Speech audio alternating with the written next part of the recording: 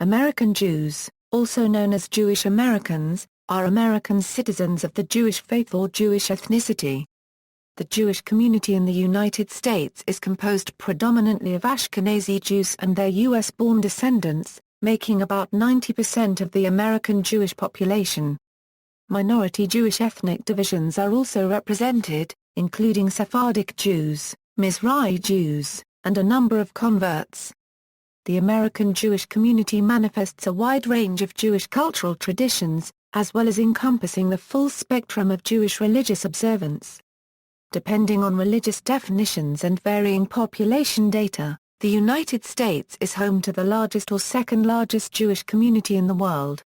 In 2012, the American Jewish population was estimated at between 5.5 and 8 million, depending on the definition of the term. This constitutes between 1.7% to 2.6% of the total U.S. population. History.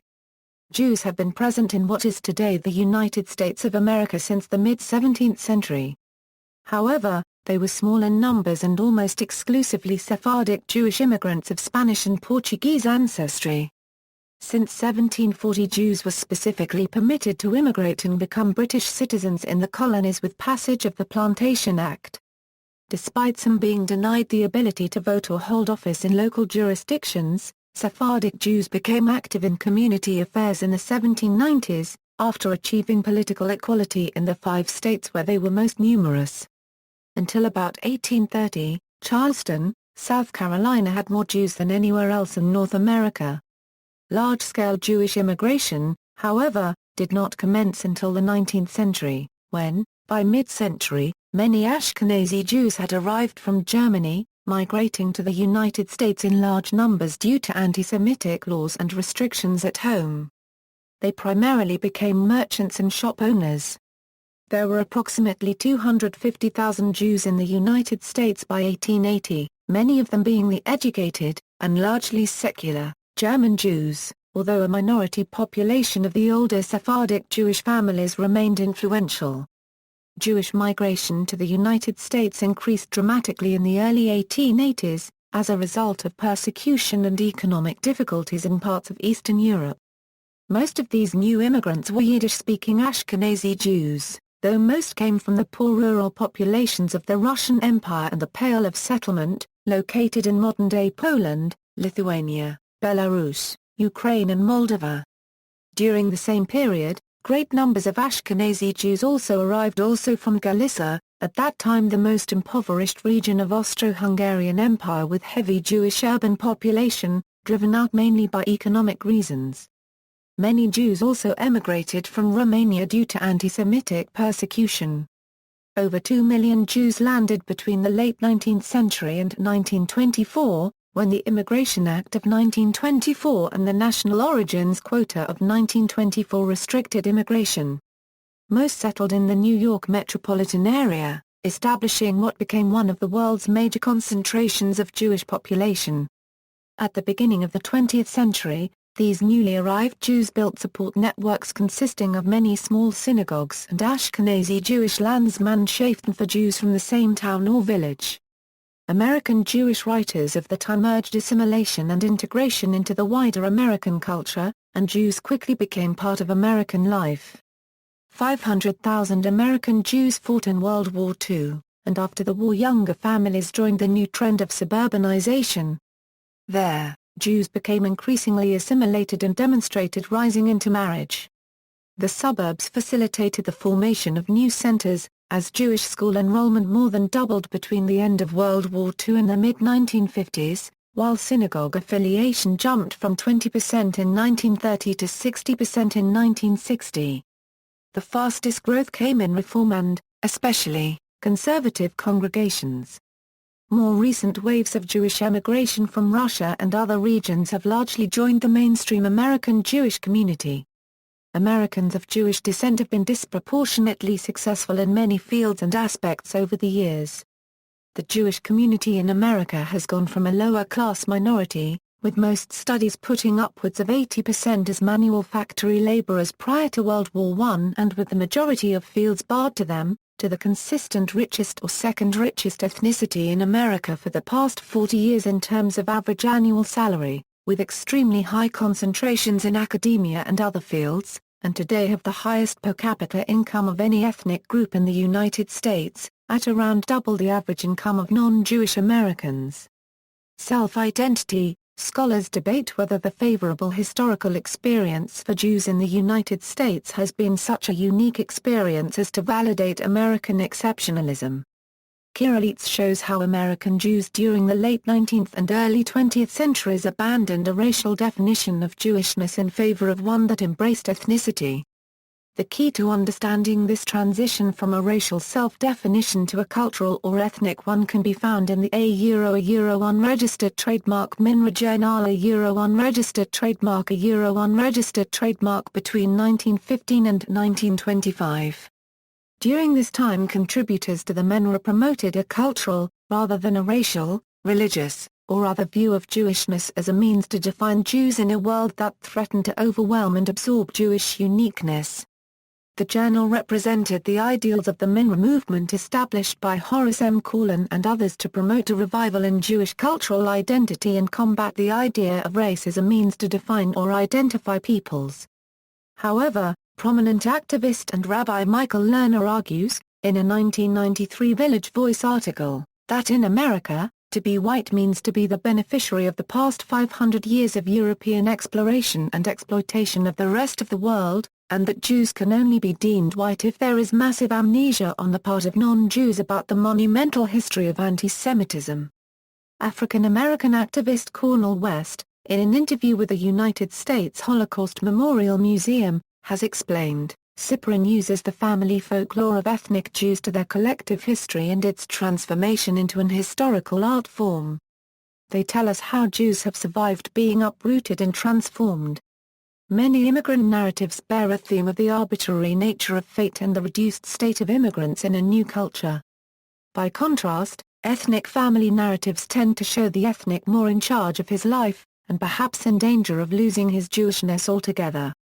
Some stories show how a family member successfully negotiated the conflict between ethnic and American identities. After 1960, memories of the Holocaust, together with the Six-Day War in 1967, had major impacts on fashioning Jewish ethnic identity. Some have argued that the Holocaust provided Jews with a rationale for their ethnic distinction at a time when other minorities were asserting their own. Politics. In New York City, while the German Jewish community was well established uptown, the more numerous Jews who migrated from Eastern Europe faced tension downtown with Irish and German Catholic neighbors, especially the Irish Catholics who controlled Democratic Party politics at the time. Jews successfully established themselves in the garment trades and in the needle unions in New York. By the 1930s they were a major political factor in New York, with strong support for the most liberal programs of the New Deal. They continued as a major element of the New Deal coalition, giving special support to the civil rights movement. By the mid-1960s, however, the Black Power movement caused a growing separation between blacks and Jews, though both groups remained solidly in the Democratic camp. While earlier Jewish immigrants from Germany tended to be politically conservative, the wave of Jews from Eastern Europe starting in the early 1880s, were generally more liberal or left-wing and became the political majority. Many came to America with experience in the socialist, anarchist and communist movements as well as the Labor Bund, emanating from Eastern Europe. Many Jews rose to leadership positions in the early 20th century American labor movement and helped to found unions that played a major role in left-wing politics and, after 1936, in Democratic Party politics. Although American Jews generally leaned Republican in the second half of the 19th century, the majority has voted Democratic or leftist since at least 1916, when they voted 55% for Woodrow Wilson. American Jews voted 90% for Democrat Franklin D. Roosevelt in the elections of 1940 and 1944, representing the highest of support, only equaled once since. In the election of 1948, Jewish support for Democrat Harry S. Truman dropped to 75%, with 15% supporting the new Progressive Party. As a result of lobbying, and hoping to better compete for the Jewish vote, Both major party platforms had included a pro-Zionist plank since 1944, and supported the creation of a Jewish state. It had little apparent effect, however, with 90% still voting other than Republican. In every election since, no Democratic presidential candidate has won with less than 68% of the Jewish vote. During the 1952 and 1956 elections, they voted 60% or more for Democrat Adlai Stevenson, while General Eisenhower garnered 40% for his re-election. The best showing to date for the Republicans since Harding's 43% in 1920. In 1960, 83% voted for Democrat John F. Kennedy against Richard Nixon, and in 1964, 90% of American Jews voted for Lyndon Johnson, over his Republican opponent, arch-conservative Barry Goldwater. Hubert Humphrey garnered 81% of the Jewish vote in the 1968 elections, in his losing bid for president against Richard Nixon. During the Nixon re-election campaign of 1972, Jewish voters were apprehensive about George McGovern and only favored the Democrat by 65%, while Nixon more than doubled Republican Jewish support to 35%. In the election of 1976, Jewish voters supported Democrat Jimmy Carter by 71% over incumbent President Gerald Ford, unregistered trademark S 27%, but during the Carter re-election campaign of 1980, Jewish voters greatly abandoned the Democrat, with only 45% support, while Republican winner, Ronald Reagan, garnered 39%, and 14% went to independent John Anderson. During the Reagan re-election campaign of 1984, the Republican retained 31% of the Jewish vote, while 67% voted for Democrat Walter Mondale. The 1988 election saw Jewish voters favor Democrat Michael Dukakis by 64%, while George H. W. Bush polled a respectable 35%, but during his re-election in 1992, Jewish support dropped to just 11%, with 80% voting for Bill Clinton and 9% going to independent Ross Perot. Clinton unregistered trademark S re-election campaign in 1996 maintained high Jewish support at 78%, with 16% supporting Robert Dole and 3% for Perot. In the 2000 presidential election, Joe Lieberman was the first American Jew to run for national office on a major party ticket when he was chosen as Democratic presidential candidate Al Gore's vice presidential nominee. The elections of 2000 and 2004 saw continued Jewish support for Democrats Al Gore and John Kerry, a Catholic, remain in the high to mid-70% range, while Republican George W. Bush unregistered trademark S re-election in 2004 saw Jewish support rise from 19% to 24%.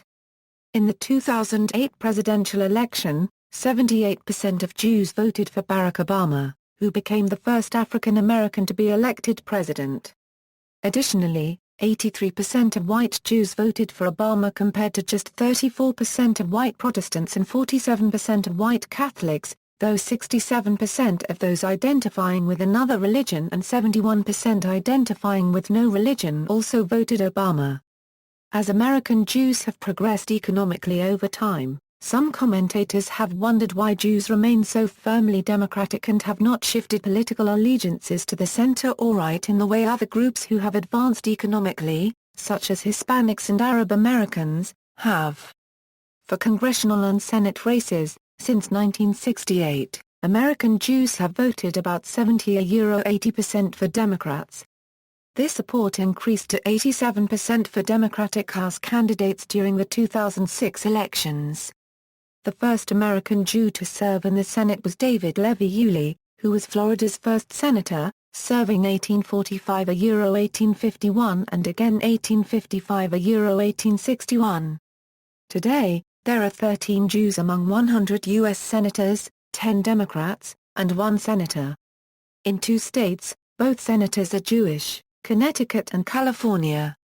Prior to the defeat of Russ Feingold in the 2010 elections, Wisconsin also had 2 Jewish senators. There were 27 Jews among the 435 U.S. representatives at the start of the 112th Congress. 26 Democrats and 1 Republican. While many of these members represented coastal cities and suburbs with significant Jewish populations, others did not. The total number of Jews serving in the House of Representatives declined from 31 in the 111th Congress. John Adler of New Jersey, Steve Kagan of Wisconsin, Alan Grayson of Florida, and Ron Klein of Florida all lost their re-election bids. Rahm Emanuel resigned to become the president's chief of staff. And Paul Hodes of New Hampshire did not run for re-election but instead sought his state's open Senate seat. David Cicilline of Rhode Island was the only Jewish American who was newly elected to the 112th Congress. He had been the mayor of Providence. The number declined when Jane Harmon, Anthony Weiner, and Gabrielle Giffords resigned during the 112th Congress. As of January 2014, there are 5 openly gay men serving in Congress and 2 are Jewish, Jared Polis of Colorado and David Cicilline of Rhode Island. In November 2008, Cantor was elected as the House Minority Whip, the first Jewish Republican to be selected for the position. In 2011, he became the House Majority Leader. Participation in civil rights movements. As a group, American Jews have been very active in fighting prejudice and discrimination, and have historically been active participants in civil rights movements. In the mid-20th century, American Jews were among the most active participants and supporters of the civil rights movement. Contemporaneously, Betty Friedan wrote her 1963 book The Feminine Mystique, which is sometimes credited with sparking the second wave of feminism, and was the first of many prominent American Jewish feminists which extended into the feminist third wave. American Jews have also since its founding been largely supportive of and active figures in the struggle for gay rights in America. Seymour Siegel suggests that the historic struggle against prejudice faced by Jews led to a natural sympathy for any people confronting discrimination. Joachim Prinz, president of the American Jewish Congress, stated the following when he spoke from the podium at the Lincoln Memorial during the famous March on Washington on August 28, 1963, "As Jews we bring to this great demonstration, in which thousands of us proudly participate, a twofold experience one of the spirit and one of our history. From our Jewish historic experience of 3,500 years we say, our ancient history began with slavery and the yearning for freedom. During the Middle Ages my people lived for 1,000 years in the ghettos of Europe. It is for these reasons that it is not merely sympathy and compassion for the black people of America that motivates us.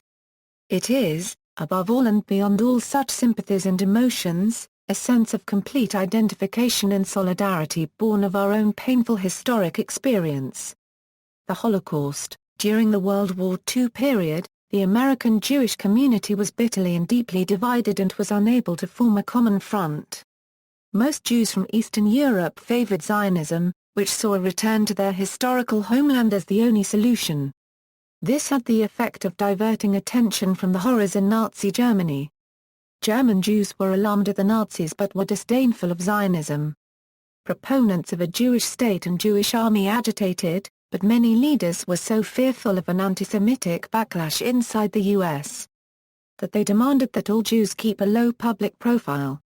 One important development was the sudden conversion of most Jewish leaders to Zionism late in the war. The Holocaust was largely ignored by American media as it was happening. Reporters and editors largely did not believe the atrocity stories coming out of Europe. The Holocaust had a profound impact on the community in the United States, especially after 1960, as Jews tried to comprehend what had happened, and especially to commemorate and grapple with it when looking to the future. Abraham Joshua Heschel summarized this dilemma when he attempted to understand Auschwitz: "To try to answer is to commit a supreme blasphemy. Israel enables us to bear the agony of Auschwitz without radical despair, to sense a ray of God's radiance in the jungles of history." International affairs. Jews in large numbers have had an interest in foreign affairs, most notably organizing labor unions, and labor rights, civil rights and feminist causes as early as the 1860s. Jews began taking a special interest in Jewish international affairs in the late 19th century. For example, poet Emma Lazarus wrote poems against the pogroms in Eastern and Central Europe in the 1870s. Jews focused on the pogroms in Imperial Russia, and restrictions on immigration in the 1920s. Jews have also shown interest in affairs unrelated to Jewish causes throughout their time in the United States. Zionism too. Israel is part of Jewish culture and became a well-organized movement in the U.S. with the involvement of leaders such as Louis Brandeis and the British promise of a homeland in the Balfour Declaration of 1917. Jewish Americans organized large-scale boycotts of German merchandise during the 1930s, to protest the Nazi rule in Germany. Franklin D. Roosevelt's leftist domestic policies received strong Jewish support in the 1930s and 1940s. As did his anti-Nazi foreign policy and his promotion of the United Nations. Support for political Zionism in this period, although growing in influence, remained a distinctly minority opinion among German Jews until about 1944–45, when the early rumors and reports of the systematic mass murder of the Jews in German-occupied Europe became publicly known with the liberation of the Nazi concentration camps and extermination camps. The founding of Israel in 1948 made the Middle East a center of attention. The recognition of Israel by the American government was an indication of both its intrinsic support and influence. This attention initially was based on a natural and religious affinity toward and support for Israel, the Jewish community. The attention is also because of the ensuing and unresolved conflicts regarding the founding Israel and Zionism itself. A lively internal debate commenced, following the Six-Day War. The American Jewish community was divided over whether or not they agreed with the Israeli response. The great majority came to accept the war as necessary. Tension existed especially for some Jews on the left who saw Israel as too anti-Soviet and anti-Palestinian. Similar tensions were aroused by the 1977 election of Begin and the rise of revisionist policies, the 1982 Lebanon War and the continuing occupation of the West Bank and Gaza, also referred to as Judea and Samaria. Disagreement over Israeli-Euro-unregistered trademark S. 1993 acceptance of the Oslo Accords caused a further split among American Jews. This mirrored a similar split among Israelis and led to a parallel rift within the pro-Israel lobby, and even ultimately to the United States for its blind support of Israel. Abandoning any pretense of unity, both segments began to develop separate advocacy and lobbying organizations. The liberal supporters of the Oslo Accord worked through Americans for Peace Now, Israel Policy Forum and other groups friendly to the Labour government in Israel. They tried to assure Congress that American Jewry was behind the accord and defended the efforts of the administration to help the fledgling Palestinian Authority, including promises of financial aid. In a battle for public opinion, IPF commissioned a number of polls showing widespread support for Oslo among the community. In opposition to Oslo, an alliance of conservative groups, such as ZOA, Americans for a Safe Israel, and the Jewish Institute for National Security Affairs tried to counterbalance the power of the liberal Jews. On October 10, 1993, the opponents of the Palestinian-Israeli Accord organized at the American Leadership Conference for a Safe Israel, where they warned that Israel was prostrating itself before a an armed Fuga and predicted and that the a 13th of September is a date that will live in infamy Hardcore Zionists also criticized, often in harsh language, Prime Minister Rabin and Shimon Peres, his foreign minister and chief architect of the peace accord. With the communities so strongly divided, AIPAC and the President's Conference, which was tasked with representing the national Jewish consensus, struggled to keep the increasingly antagonistic discourse civil. Reflecting these tensions, Abraham Foxman from the Anti-Defamation League was asked by the conference to apologize for bad-mouthing Zora unregistered trademark S. Klein. The conference, which under its organizational guidelines was in charge of moderating communal discourse, reluctantly censured some Orthodox spokespeople for attacking Colette Vital, the Labour-appointed Israel Consul General in New York and an ardent supporter of that version of a peace process. Demographics. The Jewish population of the United States is either the largest in the world, or second to that of Israel, depending on the sources and methods used to measure it. Precise population figures vary depending on whether Jews are accounted for based on halakhic considerations, or secular, political and ancestral identification factors. There were about 4 million adherents of Judaism in the U.S. as of 2001, approximately 1.4% of the U.S. population. According to the Jewish Agency, for the year 2007 Israel is home to 5.4 million Jews, while the United States contained 5.3 million. In 2012, demographers estimated the core American Jewish population to be 5,425,000, citing methodological failures in the previous higher estimates. Other sources say the number is around 6.5 million. The American Jewish Yearbook Population Survey had placed the number of American Jews at 6.4 million, or approximately 2.1% of the total population. This figure is significantly higher than the previous large-scale survey estimate, conducted by the 2000-2001 National Jewish Population Estimates, which estimated 5.2 million Jews. A 2007 study released by the Steinhardt Social Research Institute at Brandeis University presents evidence to suggest that both of these figures may be underestimations, with a potential 7.4 million Americans of Jewish descent. Those higher estimates were however arrived at by including all non-Jewish family members and household members, rather than surveyed individuals. The population of Americans of Jewish descent is demographically characterized by an aging population composition and low fertility rates significantly below generational replacement. Jews in the U.S. settled largely in and near the major cities.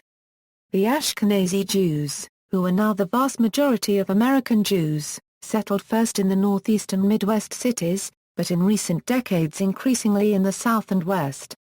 Within the metropolitan areas of New York City, Los Angeles, and Miami lives nearly one-quarter of the world's Jews.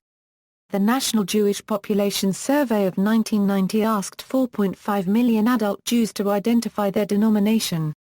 The national total showed 38% were affiliated with the Reform tradition, 35% were conservative, 6% were Orthodox, 1% were Reconstructionists, 10% linked themselves to some other tradition, and 10% said they are just Jewish. Significant Jewish population centers. Although the New York City metropolitan area is the second largest Jewish population center in the world, the Miami metropolitan area has a slightly greater Jewish population on a per capita basis. Several other major cities have large Jewish communities, including Los Angeles, Baltimore, Boston, Chicago, San Francisco and Philadelphia. In many metropolitan areas, the majority of Jewish families live in suburban areas. The Greater Phoenix area was home to about 83,000 Jews in 2002, and has been rapidly growing. The greatest Jewish population on a per capita basis for incorporated areas in the U.S. is Kiryas Joel Village, New York, City of Beverly Hills, California, Lakewood Township, New Jersey. Two incorporated areas, Kiryas Joel and Lakewood, have a concentration of ultra-Orthodox Jews, and one incorporated area, Beverly Hills, having a concentration of non-Orthodox Jews. The phenomenon of Israeli migration to the U.S. is often termed Yerudah. The Israeli immigrant community in America is less widespread. The significant Israeli immigrant communities in the United States are in Los Angeles, New York City, Miami, and Chicago. The Organization for Economic Cooperation and Development calculated an expatriate rate of 2.9 persons per thousand, putting Israel in the mid-range of expatriate rates among the 175 OECD countries examined in 2005.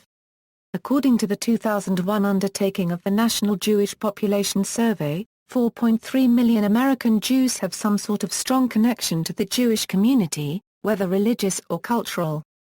Distribution of Jewish Americans. According to the North American Jewish Data Bank, the 100 counties and independent cities as of 2011 with the largest Jewish communities, based by percentage of total population, were